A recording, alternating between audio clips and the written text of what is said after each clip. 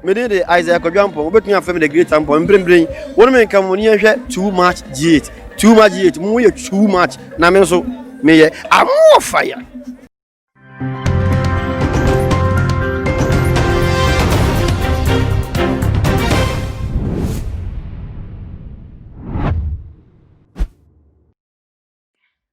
Sonko and Komawa, Washem is Sabri, Utumajin, Fidikasi, so a place capa and Medina, a brat, a drusway, a Kana Wahala, Jumedi. Now I was young for and Simbi Abba Pimo, a Mapono Eswas, a sacred food dear. Eh, Zidia will be near yas and your domain or bedroom wo. Alpha a social media so I just Shuma, ya bofo na baba bro, a do Juma, said ye said. Na efata na ene de ye mami bi so disappointed ewo abranti we bi emu ena mboa waboa no enyina nanso som se wo busa no ade kakra bi na enam se nyoma enkoye nyoma ntimi tuto na akwam ye mo ye ni me ye covid e ba ya mabebre na adwuma ne modern bone jetesika wo mu enya no wo mu hye de enya no saa wa no enu nti ye timi tu obi share that say oh dia wo hwehwe me nsenti mi nkan ye na emu de ye nhwe na da foforo no anase mrepam no me so te wo out na eno a chese ankoye ye amfa ma sa nipa no e ma se sediem enungwase e na wodi egu se nipa no a ne de ye ma me aba abonten a wo kire mu a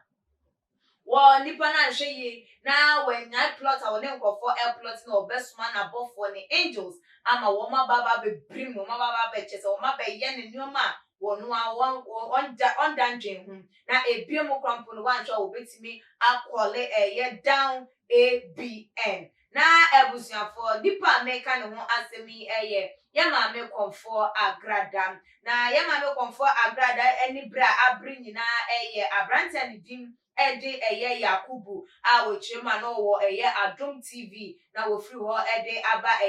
Angel TV and as Angel Broadcasting Network on na according to Yamame Komfoba Agrada no wonya video bi anachesa na say discussion bi ekoso Yakubu no ene abaya bi entem na abaya no echoma choso bejin busom sikai bi Komfo Agrada no na on her way going home and amranti we bi ebebe hia no achese wo mo esan ewia no na eno na wosusu se Komfo ba agrada no na ebo pa ema wo mo edi se adwuma no na Komfo ba agrada echire mu a Yakubu no wetie one side wentie wo no ne side wamba mama metie se oh mami ebia say ni say na obi aka ede ache me afa wo mu na no kure etisa eno ani so wogina abaya ne nsam ode baye no so na je so wo mu etwa edebo no na de ye maame agrada na agrada ya krampo ni se wo Yakubu wo no na ahwew ebi wo ho no ma wo hieska o birthday gift o rent krampo no na ma uska ono na ma uska dididire ne de ka wo na se ne ho asem aba na wantimi nto na mo wembusa na wantimi amfafo amfrese maame ebi ase ni se na mate na watimi agina so at the seno agu n'anim as all because of say wubusa ni sika before election and okache say oni bi say na say no memu ayeden eno ntino ene ka wo de tobo na wonya bia o de bema na wanya bia mfa ma wo just say wubusa ye mprimprin na just wanya bia mfa ma wo mra mumu wa no eno nti che say obi de na asema bade a ene wosusu waje agina mu egu n'anim ase dia ene wo hwe ye pa na wansha die obeto no enya de so obepe na say ena Komfoba agrada de nsem no etu e do say Yakubu is my small boy. I sponsor him financially. I used to give him money from me.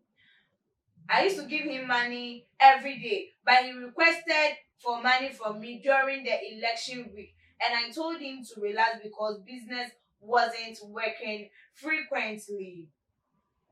But Yakubu is so ungrateful and has turned up with some journalists on Angel FM to disgrace me despite all that I have done for him.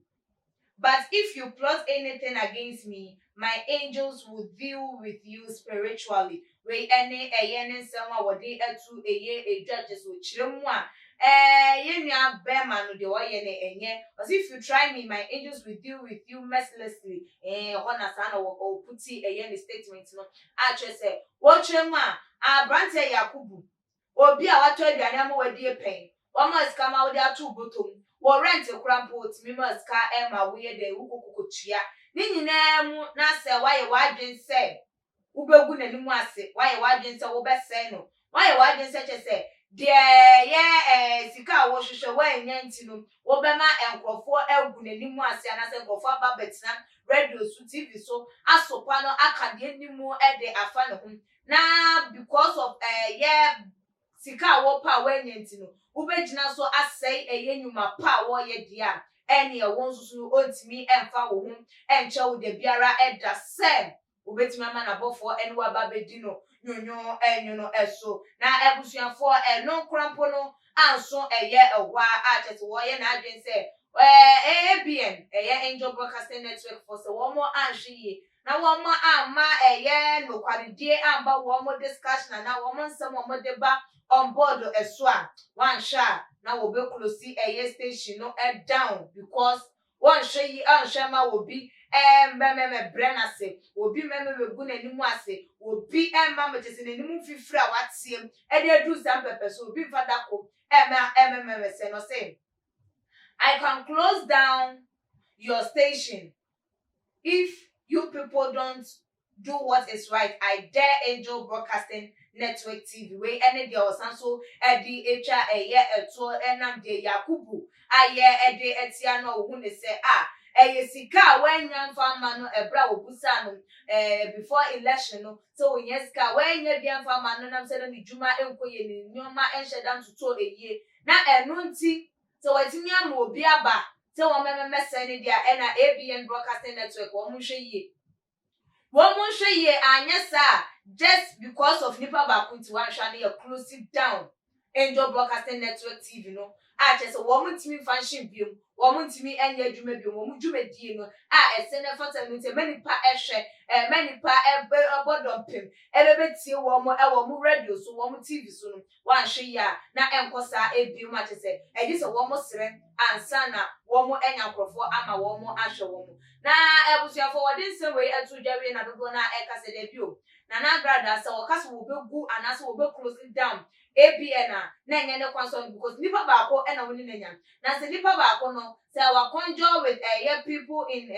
Angel FM enkofuko bi na wode ne ho adom wo mu na wo mu egu wani mu ase na wo mu ese wa wo mu na wo so no wo mu deal spiritual and physical na mom the organization as a whole na die one count Dr. Kwaku atene ne pamfo ne djuma yefo ne wo mo keka hu no ebinum encounter because of nipa mienu mienzenti na ba manipa dom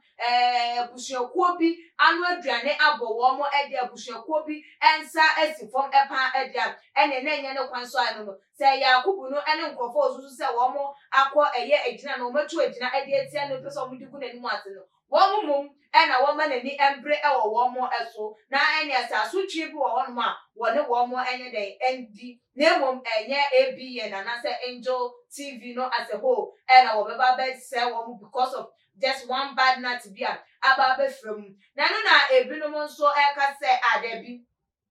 say Abrante Yakubu wo yesa na wanya de say wabu sika e de fe obo na say wanya mfa ma wa na no nche say gunani mu ase besides oye adwuma nkunso kwa de oboso mi akacha bonuses bi de enye de anya de se bepa wonche de biarada wunye nyina bi entisi wabuso obi sika enya de so oye adwuma susu egu ni botom anasa wo wra ne era bi ede ema no na waka se bia chinchina wontua wa na se bibi na ekoso na se watimi age anasa se nipa no wakọ ne nche se wo pisika na wa enya amfa amma wa na eden na kire se enu ntin utimi fa obi bebetina wo radio so TV so egu nanum asinti se Yakubu yesa wanye